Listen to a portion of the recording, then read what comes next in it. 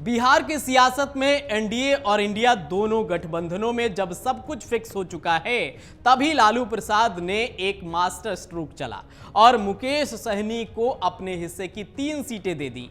जी हां, अब son of मल्लाह के नाम से चर्चित और विकासशील इंसान पार्टी के प्रमुख मुकेश सहनी 2024 के लोकसभा चुनाव में 3 सीटों पर चुनाव लड़ेंगे। आरजेडी ने अपने खाते की 26 में से 3 सीटें वीआईपी को दी हैं। इन 3 सीटों में गोपालगंज, झंझारपुर और पूर्वी चंपारण है।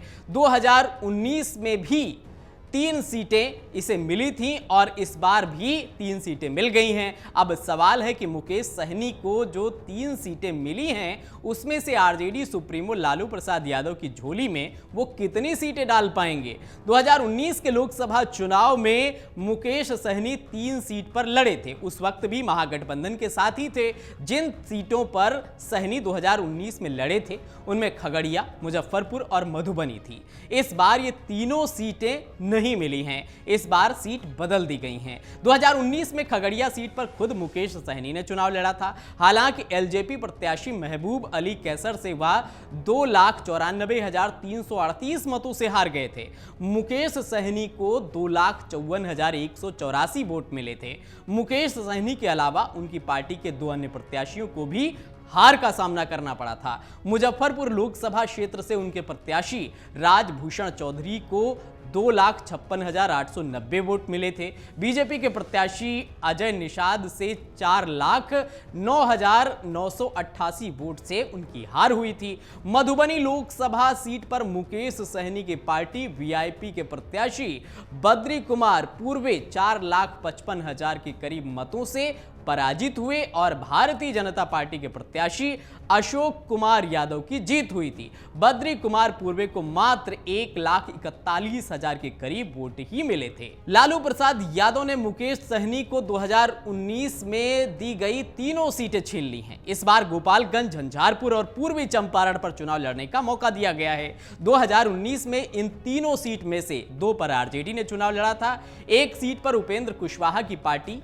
रालोसपा चुनाव मैदान में थी। हालांकि इन तीनों सीटों पर एनडीए की जीत हुई थी। मुकेश सहनी को जो 3 सीटें इस बार मिली हैं, वहां का जातीय समीकरण क्या है, यह जानना जरूरी है। बिहार में जातीय समीकरण पर ही चुनाव का रिजल्ट टिका होता है। हर पार्टी समीकरण देखकर ही अपना प्रत्याशी उतारती है। जानिए इस बार जो सहनी को 3 सीटें मिली हैं, वहां का समीकरण क्या कहता है। तो चलिए हम आपको बताते हैं कि पूर्वी चंपारण लोकसभा सीट का आखिर क्या समीकरण है। पूर्वी चंपारण सीट पर नजर डालें तो 35% अति पिछड़ा वोट बैंक है। इसके अलावा मुस्लिम और यादव वोट भी करीब 15 से 20% के करीब है। ब्राह्मण और अन्य सवर्ण जाति का वोट भी 15 से 20% के करीब है। अति पिछड़ा वोट में मंडल की संख्या अधिक है। यही कारण है कि जेडीयू ने 2019 में रामप्रीत मंडल को प्रत्याशी बनाया और नीतीश कुमार की पार्टी के प्रत्याशी की जीत हुई। इस बार अगर अति पिछड़ा वोट का साथ मुकेश सहनी को मिल जाता है और एमवाई के समीकरण को जोड़ दिया जाए तो वीआईपी के प्रत्याशी की जीत हो सकती है। अब हम बात करते हैं गोपालगंज और झंझारपुर लोकसभा सीट की। झंझारपुर लोकसभा क्षेत्र में अति पिछड़ा के अलावा ब्राह्मण की संख्या अच्छी है, लेकिन यहां मुस्लिम और यादव का भी वर्चस्व है। गोपालगंज लोकसभा क्षेत्र सुरक्षित सीट है। यहां अति पिछड़ा और दलित वोट की संख्या अच्छी है। खासकर सहनी समाज की कई उपजातियां हैं, उनका वोट ठीक है। इस सीट पर मुस्लिम और यादव निर्णायक वोटर हैं। सवर्ण वोटर भी खेल पलटने में अच्छी भूमिका निभाते हैं।